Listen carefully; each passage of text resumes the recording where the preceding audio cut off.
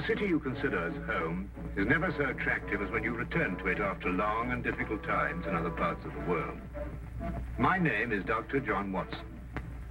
I had served and been wounded in the more remote regions of Afghanistan and had been discharged from the army with specific instructions to rest. The sight of London again was already working its soothing tonic. As I rode through the familiar streets, I never suspected that a chance introduction would lead me into the most amazing adventure of my entire life. Watson, old man. Hello, how have you been? Good to see you. Not as well as you, obviously. You look great, old man. Yes, you were wounded. Well, it couldn't be much worse. Sit down. Care for a drink? No one. Yes. Well, what are your plans now? Got nothing really at the moment. I'm looking for lodgings. Trying to solve the old problem of comfortable quarters at a reasonable price. That's odd. The second man today that's used that expression. Really? Who's the other? Well, you wouldn't know him. He's doing some work in the chemical laboratory at the hospital. Might be interesting. Yes, well, I wouldn't mind sharing a flat with somebody if he was all right. Well, Anything wrong? Oh, no. He's rather strange. Well, what's wrong with him? Nothing wrong with Holmes. That's his name, Sherlock Holmes. Well, I saw him this morning. He was doing some research with a corpse. Oh, what was he doing? He was beating it with a stick. I beg your pardon? Did you ring, sir? 2 shillings, please. Very good, sir. What did you say this Sherlock Holmes fellow was doing? He was beating a corpse with a stick. Oh? What in heaven's name do you want to do that for? He wanted to find out if it was possible to inflict a bruise on a body after death. Why? You know? You ask him? That's another strange thing about this Holmes. Somehow, one never thinks to question him. No.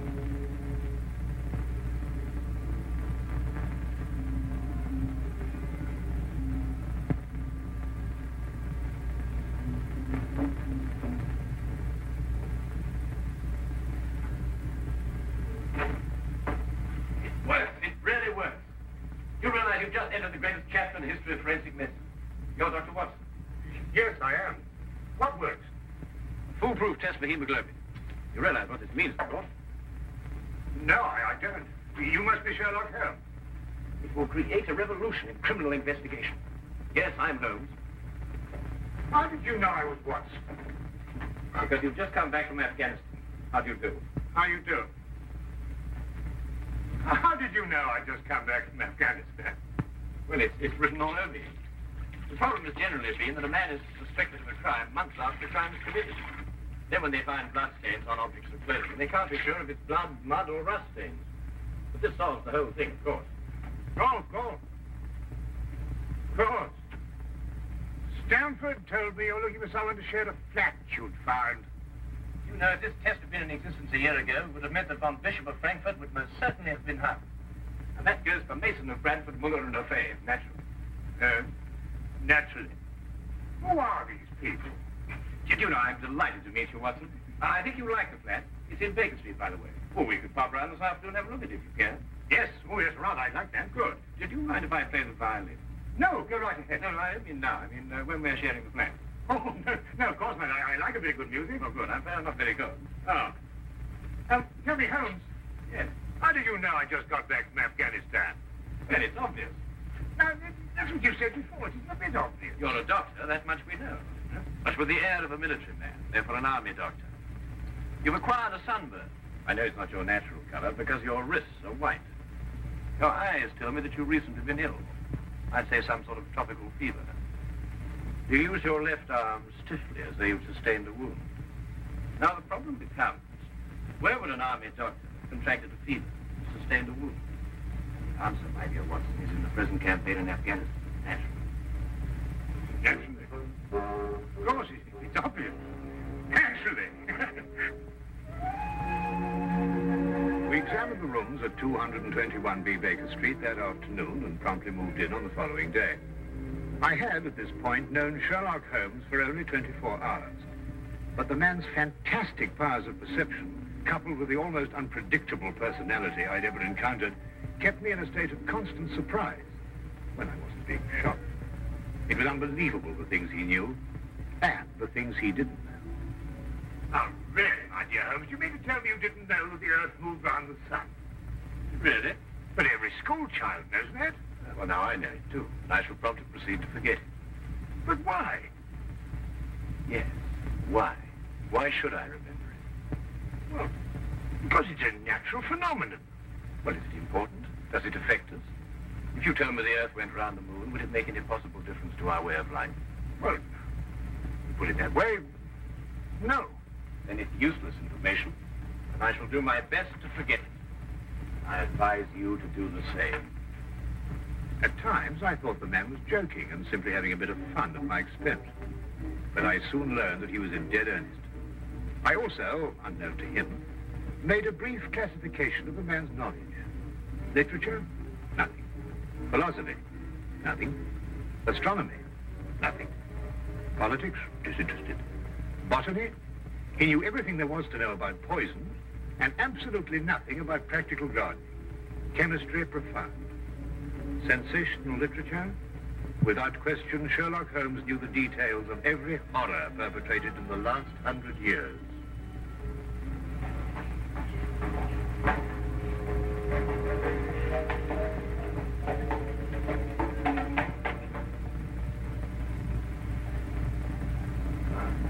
I believe we have a visitor. Really? Who's coming here? I believe so. I would also say he's a retired sergeant of Marines. How do you know the man? Never clapped eyes on him before in the life. Well, in that case, that's one of the wildest statements I ever heard. How can you possibly guess he's a retired sergeant of Marines you've never seen him? A guess, my dear Watson. A calculated deduction. Yes, he is coming up here. Do you mind if I ask him his profession? Oh, by all means. Now, where did I put my violin case? Oh, it's over here.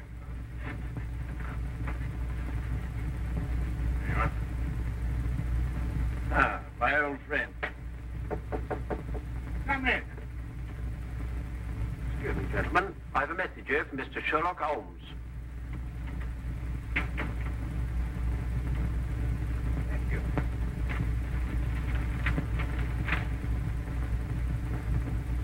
Excuse me. Sir? Do you mind telling me your occupation? Not at all, sir.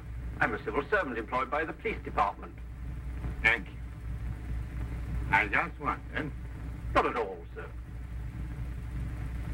How long have you been with the police department? Just a year, sir. Before that, I was a sergeant in the Marines. Good day, gentlemen. How did you know? An interesting letter, Watson. A very interesting letter. Perhaps you'd like to come with me. Where? To catch a murderer, of course.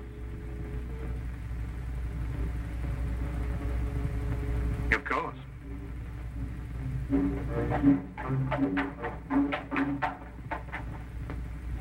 How did you know that that man was an ex-sergeant of Marines? Who? A messenger from the police. Oh, yes, the retired sergeant of Marines. That's what I said. Well, there's nothing mysterious about such observations, my dear Watson, but unfortunately, when explained, they lose their romantic order of mystery. My decision was based on observation and logical deduction. The man had a large anchor tattooed on the back of his hand. This was visible from our window.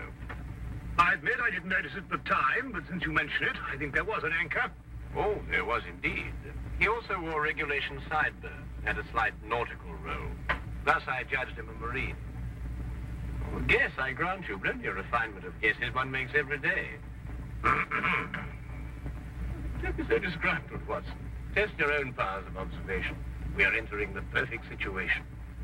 No? What are we entering? A house that holds a murdered man.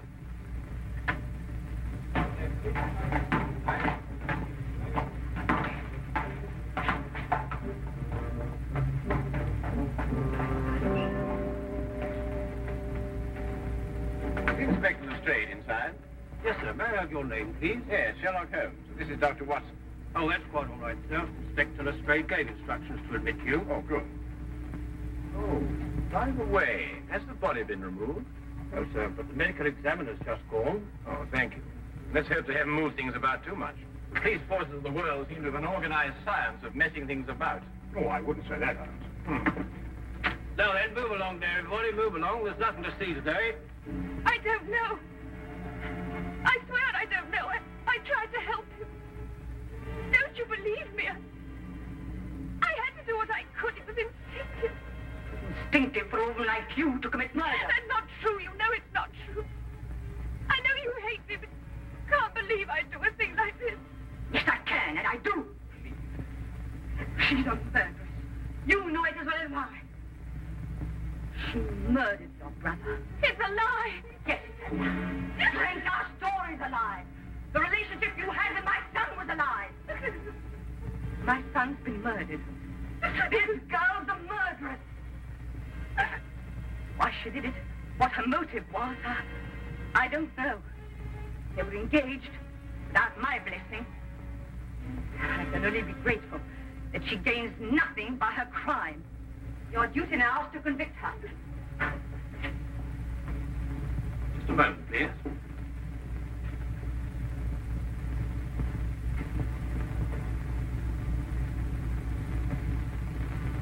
Notice the angle of incision, Watson. Yes. And the force of the blow and the general penetration of the upper region of the chest.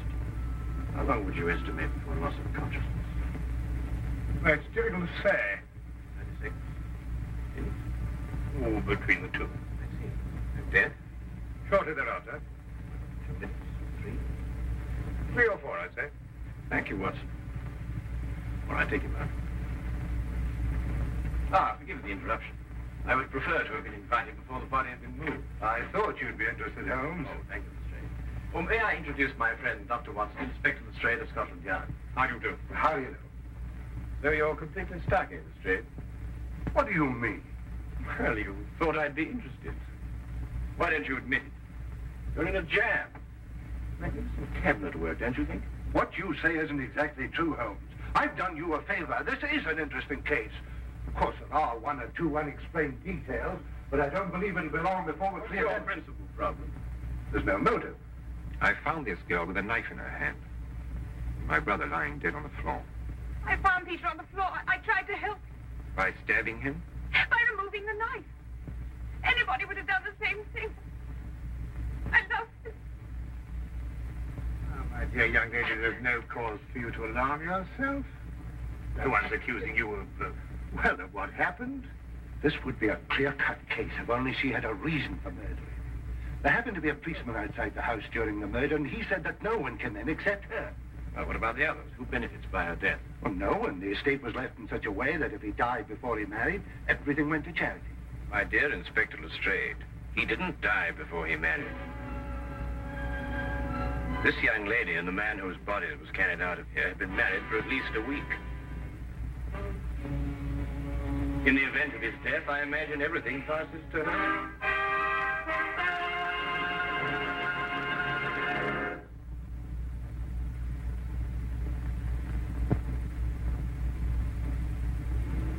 And now, we return to the case of the Cunningham heritage. How did you know they were married? Weren't you?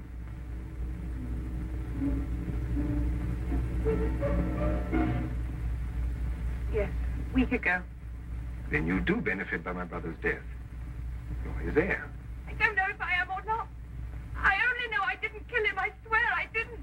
Where were you married? We went down to Brighton last weekend. Well, why didn't Peter say anything about it? I don't know. He asked me not to say anything. Of course I didn't. I'm afraid, young lady, I'll have to ask you to accompany me to headquarters. Sam.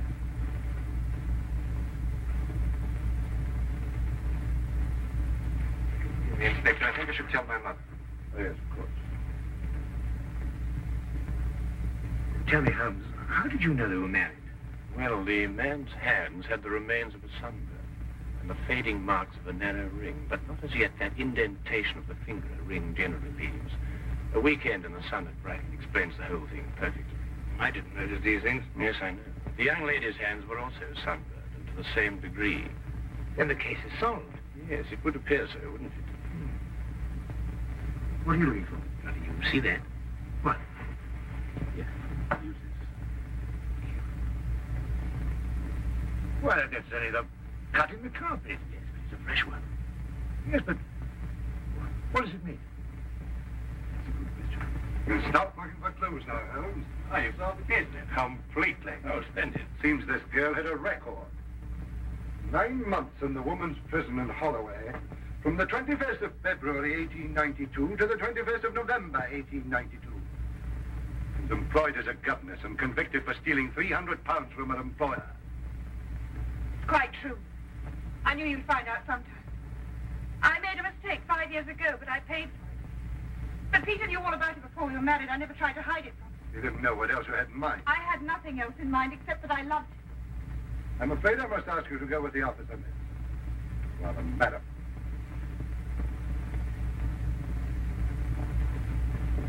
Well, that's how I like my cases. Fast and simple. Oh, indeed. You must tell me some more about it. Well, there's nothing to tell, really. Their story was that Peter asked her to call here at 10 sharp.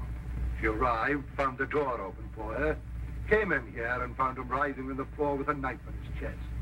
She screamed, pulled it out. Just then, Brother Rolfe walked in.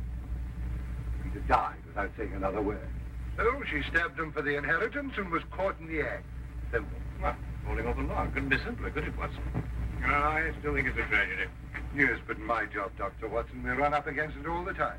Yeah? No, thank you. Well, I suppose you had some amazing adventure. Yes, but one learns to have a real philosophy of life and get a good perspective. Yes, I suppose. But just the same, I think it's a pity.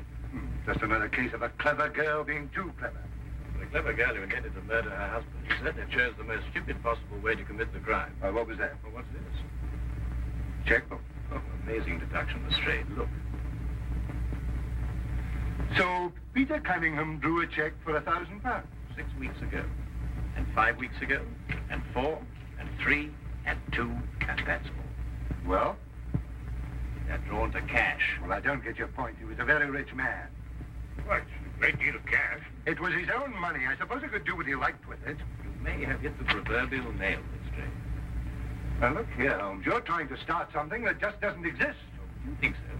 I have a great deal of respect for your opinion, Holmes. But your trouble is that you can't leave things alone.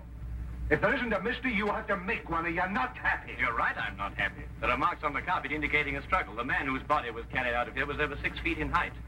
If he had struggled with a girl who had left here, I don't think he'd have lost. She surprised him. Oh, but he was expecting her.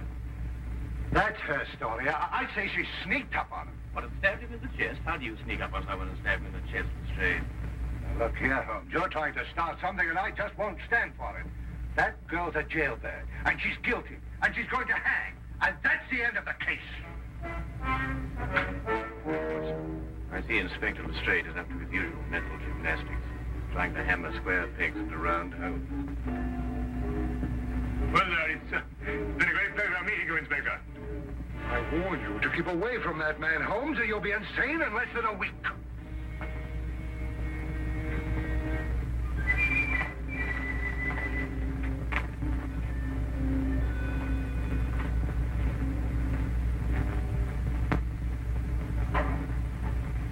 What time is it? Hmm? Oh, 10:30. Perhaps you'd like to take a little stroll with me. What? I'd like to investigate this afternoon's affair a bit further. Oh, yes. I'd like that. I thought you'd forgotten about it. Not at all. I've been thinking about it all evening. Shall we go? Then we must exchange our thoughts en route. Where are we going? To the Cunningham house. I didn't know you made an appointment there. I didn't. Oh, well, who do you expect to see? No one, I hope. Well, I'm terribly sorry, Holmes, and I don't understand what you mean when you say you want to go to the Cunningham house.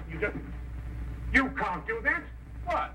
Well, you can't break into the house. Why not? It's against the law, that's why not. Why, if we're caught. That's it. What is? If we're caught. But that makes no difference. Makes no difference at all. The thing is, if we're caught, it's against the law.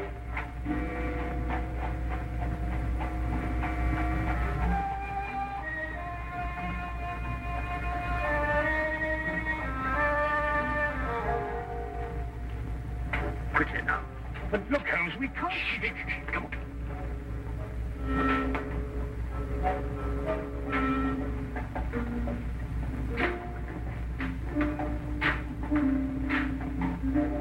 Good evening, Inspector. Good evening, Sergeant. Everything all right? Yes, sir?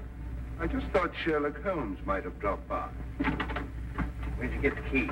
The key's a burglar's tool. A burglar's too. Street cat? Yeah.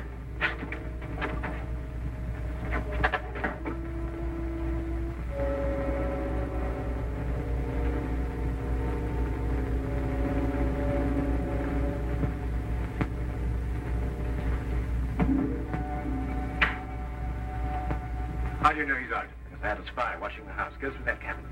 What am I looking for? Papers, bank statements, anything to indicate passage of money from Peter Cunningham's account. Go on.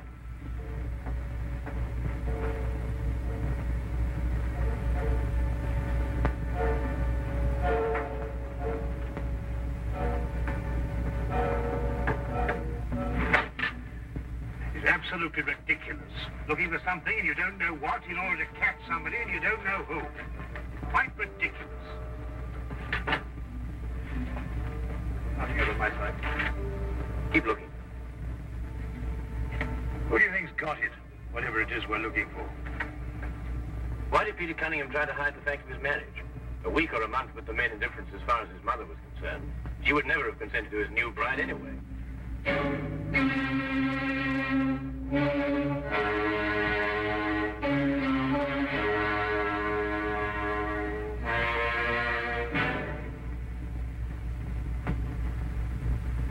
He married her to prove to me that my blackmail wouldn't stop him.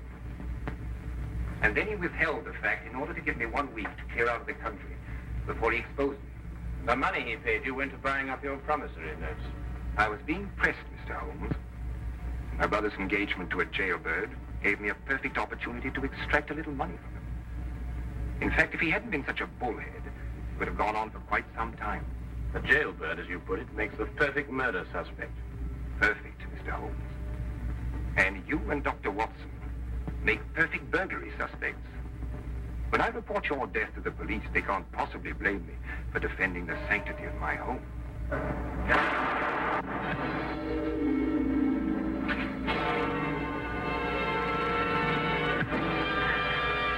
Well done, Watson. Oh, I could have done a bit better. It was my bad shoulder. Quite all right, Watson. Think no more about it. So that's our murder. Yes, the only possible one, of course. Only a man could have struck that blow. Peter died, as you say, within 3 or 4 minutes. And there was a bobby outside the whole time. Yes. Crystal clear. No, completely obvious. Well, what do we do now? What's going on here? Who fired that shot?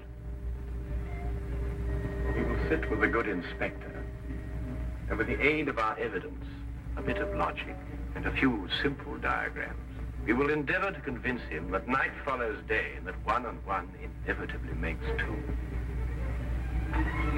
How did you two get in here anyway? Now, Inspector, calm yourself, calm yourself. Come, sit down. Now, here's a good friend to sit right here. Now, you see, we have a great deal to talk about.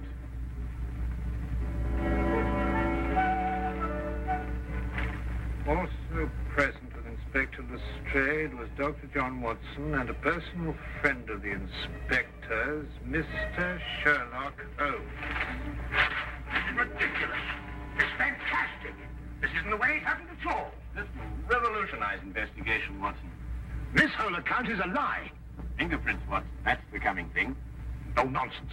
What are you going to do about this? Bit more research. Here, give me your fingers on the sheet of paper. Holmes. Are you going to sit there with these disgusting little smudges and let them get away with this? Beg your pardon? Well, I won't. They're going to hear from me.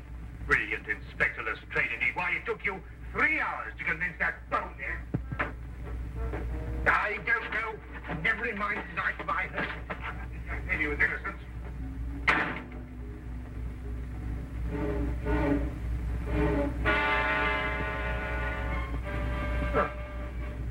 I wonder if he got more than a shoulder wound in Afghanistan.